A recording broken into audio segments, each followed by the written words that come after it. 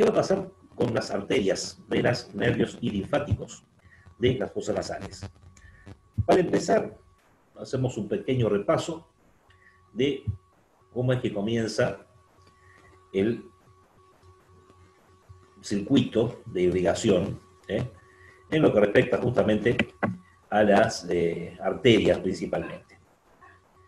Tenemos en cuenta que conocemos ya que el corazón origina a las arterias aorta y pulmonar. Sabemos que la pulmonar va a llevar la sangre carga oxigenada hacia los pulmones.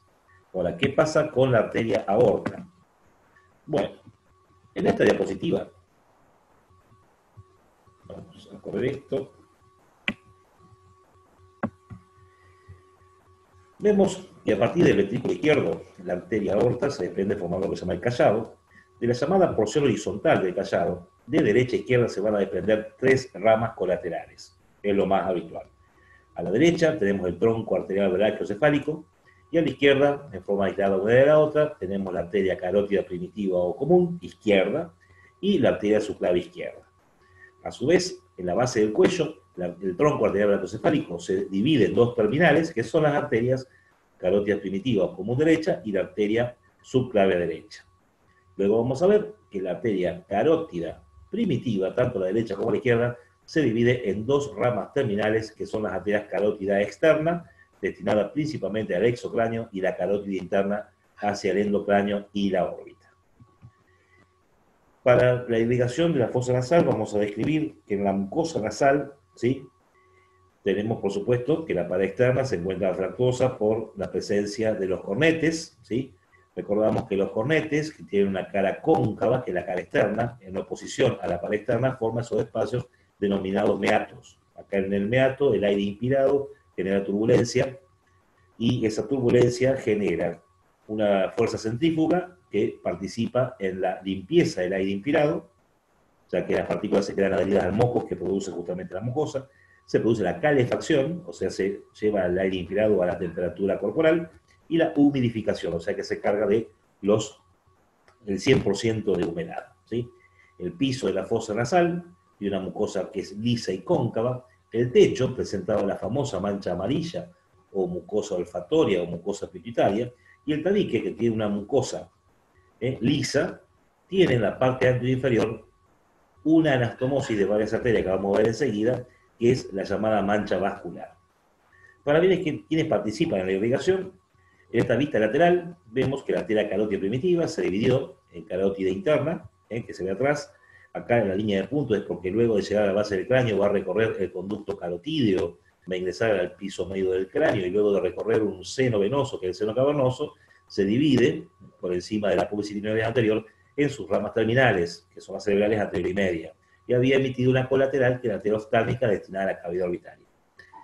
Y por otro lado, como más importante por ahora, decimos que tenemos la arteria carótida externa, la cual emite una serie de ramas colaterales, las cuales voy a mencionar: la arteria facial, que va a recorrer en parte el piso de la boca, rodeando la glándula submaxilar, y luego la cara, ¿sí?, lo hace hasta llegar al ángulo interno del ojo, donde se anastomosa con la arteria nasal de la oftálmica, que es la carótida interna. Y da 2 ramas terminales. La carótida externa da la temporal superficial, y la arteria maxilar interna, que luego de acompañar a un músculo, que es el músculo pterigoideo externo, termina penetrando en el trasfondo, y recordamos que el trasfondo y la fosa nasal se comunicaban por el agujero esfenopalatino. Justamente, dentro del trasfondo, esto esquemáticamente, esto es una cosa bien plana, vemos que está la fosa nasal hacia arriba y adelante, hacia abajo está la cavidad bucal, separando la fosa nasal por lo que es la bóveda palatina. Destaco: la arteria maxilar interna, dentro de sus colaterales, emite una arteria llamada arteria palatina superior o descendente. Esta recorre el conducto palatino posterior, luego recorre la bóveda palatina entre la mucosa y la parte ósea, y al llegar en la bóveda, en la parte media donde está el conducto palatino anterior, ingresa a la fosa nasal junto al tabique. Ahí da algunas ramificaciones que enseguida vamos a hablar. Por otro lado, tenemos que la arteria maxilar interna, al pasar por el agujero esfenopalatino que comunicaba este trasfondo con la fosa, se cambia de nombre a arteria esfenopalatina.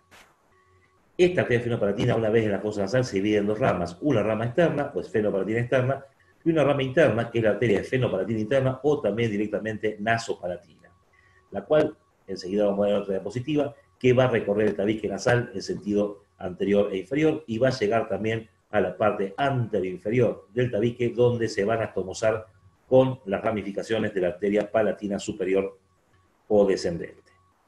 En la imagen vemos además que desde el techo de la fosa nasal, donde está la lámina cribosa, aparece esta arteria, la arteria hemoidal anterior, que es una rama colateral que tiene la arteria la arteria oftálmica, y esto es un detalle importante de tener en cuenta. La arteria oftálmica está en la cavidad orbitaria, recorriendo la pared interna, cerca del techo. En el borde superinterno de cavidad orbitaria, debe recordar que había dos conductos llamados hemoidales, anterior y posterior, por donde van a ingresar justamente dos arterias hemoidales, anterior y posterior. Mientras la arteria hemoidal posterior recorre el conducto, llega al endocráneo, a la lámina cribosa, penetra para irrigar techo y pared externa, la arteria hemoidal anterior también la recorre, pero un poco más amplio el recorrido, y cerca del tabique nasal también perfora la lámina cribosa para ingresar a la fosa nasal y desciende casi verticalmente por el tabique para también anastomosarse con las arterias precedentes. Acá hay un detalle, en el labio superior, bueno, este circulito no le puse el nombre, es una arteria llamada labial o coronaria superior, rama de la arteria facial que la da cuando recorre la cara a la altura de la comisura bucal. Ahí da esta coronaria. Las coronarias se llaman así porque se anastomosan formando un círculo arterial, en este caso la coronaria superior, el labio superior, también existe una inferior, y la coronaria superior o labial superior anastomosada con la del lado opuesto origina la llamada arteria del subtabique. Esta arteria del subtabique llega justamente a la parte inferior del tabique para irrigar parte de la nariz y también irriga parte del tabique nasal, formando una anastomosis compleja que es la llamada, que nombramos hoy, mancha vascular o campo de Kieselbach. Kieselbach. De manera que este campo de Kieselbach está formado por esta arteria etmoidal anterior, colateral de la oftálmica, la esfenopalatina interna o nasopalatina, terminal de la esfenopalatina, a su vez de la maxilar interna, palatina superior o descendente, que es colateral de la maxilar interna, y la arteria del subtabique, colateral de la anastomosis, de las arterias labiales superiores de la facial. Esta siguiente imagen, la vista anterior, un corte muy esquemático también, es para mostrar también de la misma manera cómo la arteria hemoidal posterior apenas penetra, ¿sí?, por la lámina cribosa desde el endocráneo, previo recorrido por los conductos hemoidales, como dijimos, se distribuye por la pared externa de la fosa nasal y por el techo, dejando ramas inclusive el seno esfenoidal. Y la arteria hemoidal anterior, luego un trayecto mayor dentro del endocráneo, después de penetrar por la lámina cribosa, recorre el tabique nasal y hacia abajo se anastomosa con la nasopalatina, como ya dijimos, ¿sí?, para irrigar el tabique y las otras dos arterias. Y vemos cómo la rama externa de la esfenopalatina se distribuye por pared externa principalmente por los cornetes, celdas etmoidales e inclusive el seno maxilar. Entonces, esto es de importancia. Acá seguramente van a hacer una pausa en el video para copiar el cuadro. Vemos que la mancha vascular como principal componente y, si hago un paréntesis, responsable de la mayoría de las hemorragias, ¿sí?, o nasales o epistaxis anteriores, casi siempre relacionadas con traumatismos nasales o también a veces con cuadros de fragilidad capilar, con aquella persona que se pone al sol y empieza a sangrar la nariz, se produce en esta anastomosis, que es la llegada de varias arterias con sus ramificaciones y que produce un sangrado profuso. ¿Sí? Tenemos entonces que la mancha vascular está formada por la arteria hemoidal anterior, podemos acá colateral de la arteria oftálmica, que a su vez es colateral de la arteria carótida interna. Tenemos la esfenopalatina interna o nasopalatina, terminal de la maxilar interna, que a su vez terminal de la carótida externa. La palatina superior o descendente, que es colateral de la misma arteria maxilar interna, y la arteria subtabique, que a su vez es colateral de la coronaria o labial superior, colateral de la facial. Y esto lo aclaro acá abajo. Oftálmica, colateral de la carótida interna, maxilar interna, terminal de la carótida externa, facial, colateral de la carótida externa, y coronario labial superior, colateral de la facial. ¿Sí? Así queda entonces irrigada la fosa nasal, sus arterias. ¿Qué va a pasar con las venas? Las venas, bueno, acá en lo que es la cabeza tenemos varias venas importantes, las más famosas es la vena yugular interna. La vena yugular interna en realidad es continuación de un seno venoso de la dura madre a nivel del agujero rasgado posterior, que es el seno lateral, y que luego recorrer el espacio maxilofaríngeo con la región retrotiroidea, forma el paquete vascular-nervioso del cuello, y detrás de la extremidad interna de la clavícula, o detrás de la articulación externo-condroclavicular, se anastomosa con la vena subclavia del lado correspondiente, y tenemos dos consecuencias. Primero, el ángulo de unión que se produce tanto en las venas derechas como en la izquierda, ese ángulo es el famoso confluente yúgulo-subclavio, donde drena el sistema linfático. Y segundo, la unión de estas venas generan, tanto a la derecha como a la izquierda, el origen de los troncos venosos brachiocefálicos. Derecho, que es vertical, izquierdo, que es oblicuo, que unidos forman la vena cava superior. Voy a destacar que la vena subclavia recibe como afluente a la vena yugular externa, ¿sí? Y la vena facial, esto es un poco fino lo que voy a decir en este momento, se une con la vena tiroidea superior y con la vena lingual para formar un tronco cortito llamado tronco tirolingofacial que lleva la sangre de estas venas hacia la vena yugular interna. Pero, a ciencia cierta, decimos que la vena facial drena su sangre en la vena yugular interna. Acabo de destacar que la vena yugular externa se origina por la unión o anastomosis de la vena temporal superficial y la vena maxilar interna. Por lo tanto, en el caso del drenaje venoso de las fosas nasales, acá estos signos van a significar, para no tener tantas palabras, drena en, drena en, drena en. Entonces las venas hermoidales, tanto anterior y posterior, drenan en la vena oftálmica. La vena oftálmica drena en el seno cavernoso y el seno cavernoso va a drenar luego en la vena yugular interna. Las venas esfenopalatinas, externa e interna, o nasopalatina, van a formar la vena esfenopalatina que cambia de nombre a vena maxilar interna, y la vena maxilar interna desemboca en la vena yugular externa, ¿sí? La vena palatina superior descendente, como drena también en la vena maxilar interna, drena en la vena yugular externa, y las venas del subtabique, como van a las venas labiales superiores, esta lo hacen en la vena facial, y la vena facial drena en la vena yugular interna. Con respecto al drenaje linfático, ¿sí? Las paredes de las fosas nasales drenan básicamente a ganglios retrofaringeos, ¿sí? Que estos son tributarios de la cadena yugular interna, y también a ganglios parotídeos, los cuales en parte drenan a la cadena yugular externa y en parte a la cadena yugular interna. Destaco abajo que la cadena yugular externa termina drenando también en la cadena yugular interna, y la cadena yugular interna, en definitiva, drena en el confluente yúgulo-subclavio del lado correspondiente. Voy a aclarar, que esto se sabe ya el primer año, que el confluente yúgulo-subclavio derecho e izquierdo reciben la linfa de todo el cuerpo. En el cuello, las cadenas yugulares internas y externas pueden drenar sus vasos en forma directa o en forma indirecta en un vaso preformado, que a la derecha es la gran vena linfática y a la izquierda es el conducto torácico. Por eso que siempre van a ver que cuando estén hablando así en general, que dice que el drenaje linfático del confluente yugulo-subclavio lo hace directamente o por intermedio de la gran vena linfática a la derecha o el conducto torácico a la izquierda. Y para la inervación, la fosa nasal tiene mucha inervación de varios tipos, comenzando, por supuesto, lo más simple, que es a nivel del techo, donde está la mucosa olfatoria o mancha amarilla, la inervación sensorial, o sea, el olfato.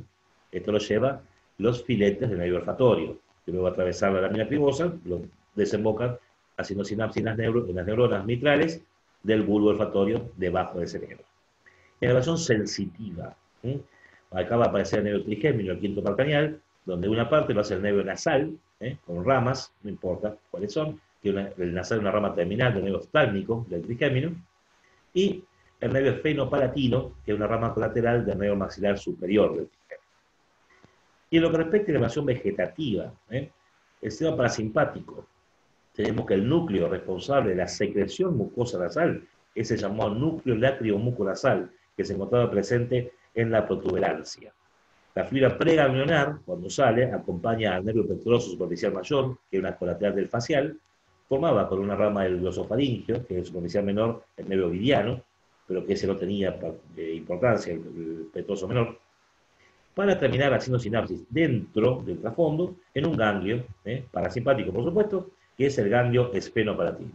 Este ganglio, asociado al nervio maxilar superior, las fibras postganglionares que acompañan al mismo nervio fenopalatino que tomamos recién, que con sus ramas alcanzan a las glándulas mucosas de las fosas nasales. Y en lo que respecta al sistema simpático, los núcleos simpáticos, al igual de lo que pasaba con el corazón, son simpáticos torácicos, ya que la médula cervical no tiene núcleos vegetativos. Las fibras preganglionares, que no tienen nombre específico, lo llevan hacia los ganglios de la cadena simpática cervical, que esa cadena simpática cervical que estaba formada por 3 ganglios, superior, medio e inferior estrellado, y de estos ganglios, sobre todo del superior, con las fibras postganglionares, que saben, llamamos ramos vasculares, ya que acompañan a las arterias, llegan a distribuirse con cada una de las arterias que mencioné por la mucosa nasal. ¿Sí? Esa es una de las cosas que no aparece en los textos bien aclarados.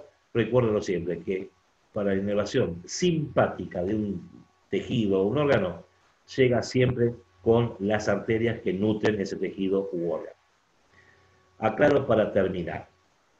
La inervación parasimpática, que obviamente cuando estamos descansando tranquilamente, genera en la mucosa nasal, ¿sí?, la estimulación de la secreción mucosa nasal.